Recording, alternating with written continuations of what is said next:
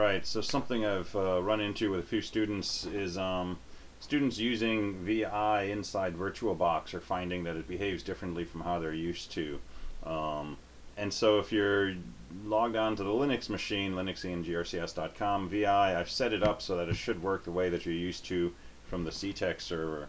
But this week we had you set up VirtualBox, install Linux on there, and then if you try to use VI in there, you're getting kind of a bare bones, unadorned version of VI, which has not been set up to do things like understand the cursor keys. So here's what can happen. So let me go into just my bash RC, just a big file, and I'm hitting the arrow keys right now and I'm moving around fine. But if I type, for example, an I to go into insert mode, and now I hit the down arrow, instead of moving down, it starts typing B's, and if I hit the up arrow I get A's, and left and right give me C's and D's, and so on.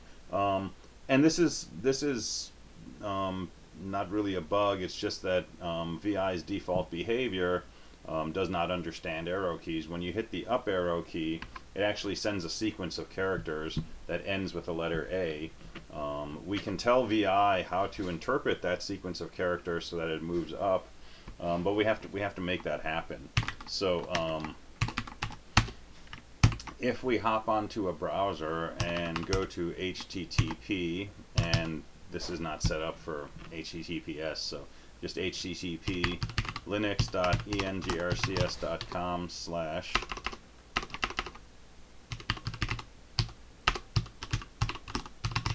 /nix/shared. It'll take you to a directory where there's an exrc. Click on that, and this is basically a file that contains the initialization commands that you need to make VI behave the way you want it to behave. There's a README in here also, and it basically just says copy this file to your own .exrc to make your arrow keys work. So let's just do that. So I'm just going to click here. I'm going to do a Control A to select everything, and then a right click and copy. And on my machine, I'm going to do a CD to go into my home directory. I'm going to say vi.exrc. So that's a special file which we can put commands into to change how VI acts when we first start it up.